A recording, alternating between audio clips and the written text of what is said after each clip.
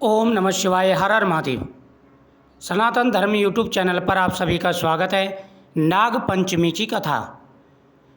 सावन मास की पंचमी के दिन नाग पंचमी की पूजा की जाती है।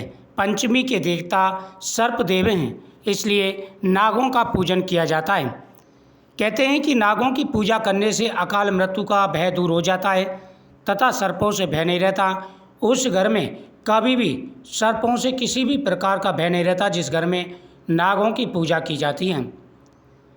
इस दिन नागों की तस्वीर बना करके, उनके चित्र बना करके गाय के गोबर में दूध भर के उनको पिलाया जाता है या किसी पात्र में रख करके, मिट्टी के पात्र में रख करके उनको दूध पिलाया जाता है और उनकी पूजा की जाती है और इस कथा का श्रवण किया जाता है।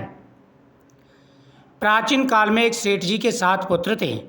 7 के विवाह हो चुके थे। सबसे छोटे पुत्र की पत्नी श्रेष्ठ चरित्र की, विदुषी और कुशली थी, परंतु उसके भाई नहीं था। एक दिन बड़ी बहू ने घर लीपने को पीली मिट्टी लाने के लिए सभी बहुओं को साथ चलने को कहा तो सभी हांसी और खुरपी लेकर के मिट्टी खोदने लगी। तभी वह एक सर्प निकला जिसे बड़ी बहू खुरपी से मारने लगी। यह देखकर छोटी बहू ने उसे रोकते हुए कहा, मत मारो इसे, यह बेचारा निरपराध है, इसने कोई पाप नहीं किया है। यह सुनकर बड़ी बहू ने उसे नहीं मारा। तब सर्प एक ओर जा बैठा। तब छोटी बहू ने उससे कहा, हम अभी लौट कर आती हैं, तुम यहाँ से जाना मत। यह कहकर वह सबके साथ मिट्टी लेकर चली गई और वहाँ काम काज में फंसकर सर्प से जो वादा किया था उसे भूल गई। दूसरे दिन वह बात याद आई तो सबको साथ लेकर वहाँ पहुँची और सर्प को उस स्थान पर बैठा देखकर बोली, सर्प भैया नमस्कार। सर्प ने कहा, तू भैया कह चुकी है इसलिए तुझे छोड़ देता हूँ, नहीं तो झूठी बात कहने के कारण मैं तुझे अभी डस लेता। वह बोली, भैया मुझसे भूल हो गई, उसकी क्षमा मांगती हूँ। तब सर्प बोला, अच्छा तू आज से मेरी बहन हुई और मैं तेरा भाई हुआ। ऐसा करना, तुझे जो मांगना हो मांग ले। वह बोली, भैया मेरा कोई नहीं है, अच्छा हुआ जो तुम मेरे भाई बन गए। कुछ दिन व्यतीत होने पर वह सर्प मनुष्य का रूप रखकर उसके घर आया और बोला, मेरी बहन को भेज दूँ। सब ने कहा, इसके तो कोई भाई नहीं था, तो तुम कहाँ से हो गए? उन्होंने कहा, मैं दूर के रिश्तेदार से इसका भाई हूँ, बचपन से ही बाहर चला गया था। उसके विश्वास दिलाने पर घर के लोगों ने छोटी को उसके साथ भेज दिया। उसने मार्ग में बताया कि मैं वही सर्प हूँ, इसलिए तू डरना नहीं और जहाँ चलने में कठिनाई हो वहाँ मेरी पूँछ पकड़ लेना। उसने कहे अनुसार ही किया और इस प्रकार वह उसके घर पहुँच गई। वहाँ के धन ऐश्वर्य को देखकर वह चकित हो गई।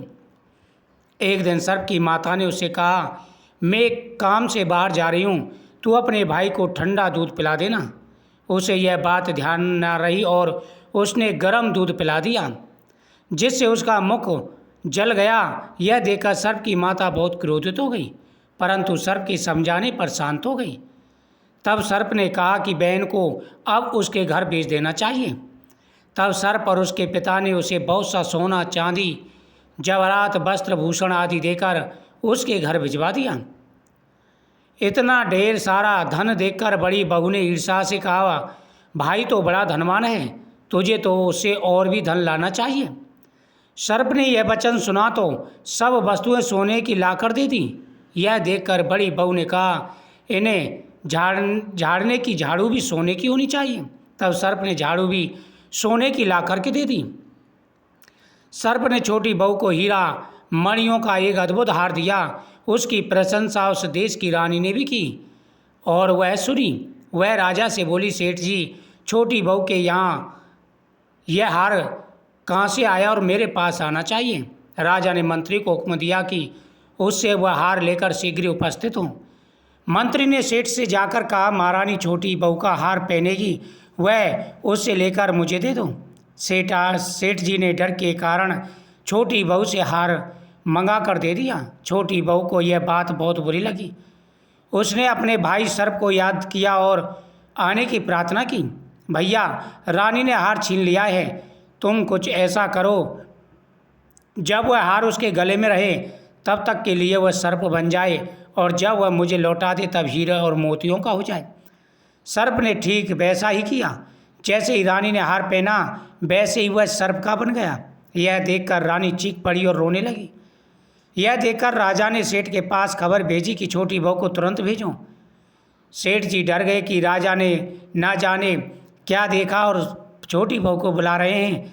वह स्वयं छोटी बहू को साथ लेकर उपस्थित हुए। राजा ने छोटी बहू से पूछा, तूने क्या जादू किया है? मैं तुझे दंड दूंगा। छोटी बहू बोली, राजन धृष्टता क्षमा कीजिए, यह हार ऐसा ही है। मेरे गले में हीरे और मणियों का रहता है और दूसरे के गले में सर्प बन जाता है। यह सुनकर राजा ने वह सर्प बना हार उसे देकर कहा, अभी पहन कर दिखाऊं।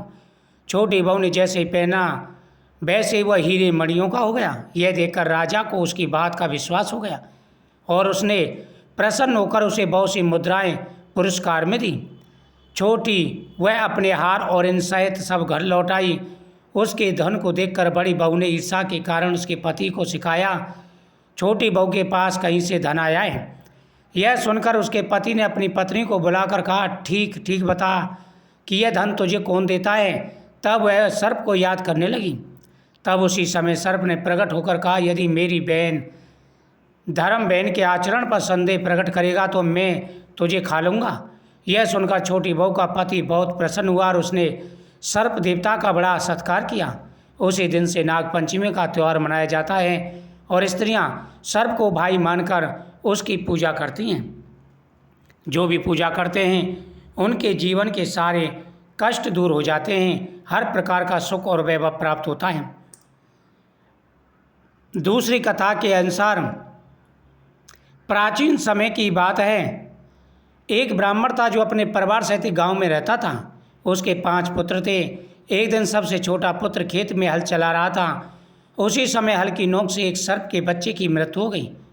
यह देखकर वह बहुत दुखी हुआ, लेकिन उसने सोचा यह भूलवश हुआ है। जब सांप की माँ को अपने बच्चे की मृत्यु का पता चला तो वह बहुत क्रोधित हुई। रात्रि में उसने ब्राह्मण के सबसे छोटे पुत्र को डस लिया, जिससे उसकी मृत्यु हो गई। अगले दिन ब्राह्मण ने पुत्र का अंतिम संस्कार कर दिया। उसी रात नागिन आई और ब्राह्मण के दूसरे पुत्र को भी डस लिया। ऐसे करते करते नागिन ने उसके 4 पुत्रों की जान ले ली। ब्राह्मण और उसकी पत्नी शोक में डूब गए। तब ब्राह्मणी ने निश्चय किया कि यदि उसका अंतिम पुत्र नागिन को प्रसन्न कर पाए तो शायद उसका जीवन बच जाए। अगले दिन ब्राह्मण ने दूध, लड्डू और फूलों से एक थाल सजाया और नागिन के बिल के पास जाकर विनती करने लगी। ब्राह्मणी की श्रद्धा और प्रेम और पश्चाताप देखकर नागिन को दया आ गई। उसने न केवल उसके मृत पुत्रों को जीवन दान दिया, बल्कि वचन भी दिया कि जो कोई श्रावण शुक्ल पंचमी को नागों की पूजा करेगा, उन्हें दूध अर्पित करेगा, उसे सांपों से भय नहीं रहेगा। तभी से नाग पंचमी का पर्व मनाया जाने लगा। इस दिन नाग देवता की पूजा की जाती है, दूध चढ़ाया जाता है और सांपों को अन्न, दूध, लड्डू अर्पित किए जाते हैं। माना जाता है कि ऐसा करने से सर्प दोष समाप्त होता है और परिवार में सुख और शांति बनी रहती है। यह पूजन और व्रत नाग पंचमी के दिन किया जाता है। इस दिन नागों की पूजा करें। ओम नमः शिवाय। ओम नाग देवताभ्ये नमः।